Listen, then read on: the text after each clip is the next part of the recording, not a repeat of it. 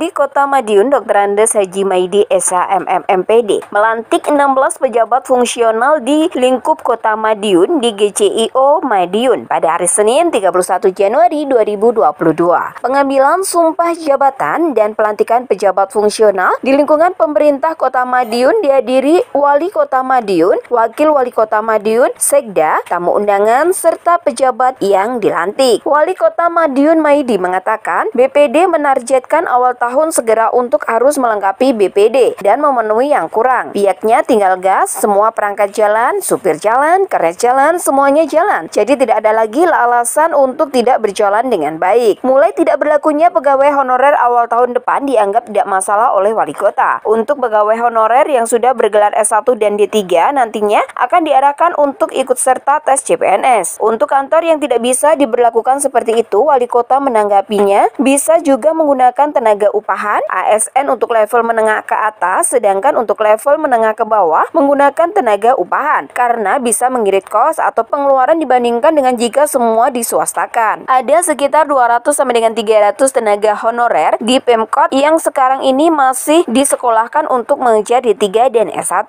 Ditujukan jika bisa cepat lulus bisa diangkat menjadi ASN atau P3K. Diketahui pada angkatan kedua Pemkot telah menyekolahkan 80 dan 78 tenaga honorer. Persyaratan untuk menjadi ASN dan P3K salah satunya adalah memiliki ijazah D3 atau S1. Honorer itu yang tidak bisa masuk ASN dan P3K karena ijazahnya bukan D3 atau S1. Jadi pihaknya menyekolahkan dulu untuk memenuhi persyaratan-persyaratan tersebut. Persyaratan itulah yang harus dipenuhi honorer. Setelah memenuhi itu baru mereka ikut tes. Untuk kebijakan penghapusan honorer yang ditakutkan banyak masyarakat, Wali Kota menanggapi untuk tidak usah takut, dikarenakan bagi yang sudah atau sedang kuliah pasti juga dapat kesempatan untuk bisa menjadi ASN atau P3K. Ini akan mengisi kelengkapan DPD. Jadi OPD ini ada yang belum lengkap ya, sehingga segera awal tahun harus lengkap. Tugas-tugas itu jangan sampai pincang. Jadi kalau kurang ya kita penuhi semuanya. Jadi artinya kita tinggal ngegas, semua perangkatnya jalan, sopirnya jalan, kernetnya jalan, semuanya jalan. Jadi tidak ada alasan lagi tidak bisa berjalan dengan baik. Ya tidak masalah itu. Jadi yang honorer yang sudah memenuhi syarat P3K, salah satunya sarjana dan D3. Itu yang honorer ya kita ikutkan tes ke sana. Tapi kalau kantor itu tidak bisa dilakukan dengan itu, ya kita ambil upahan.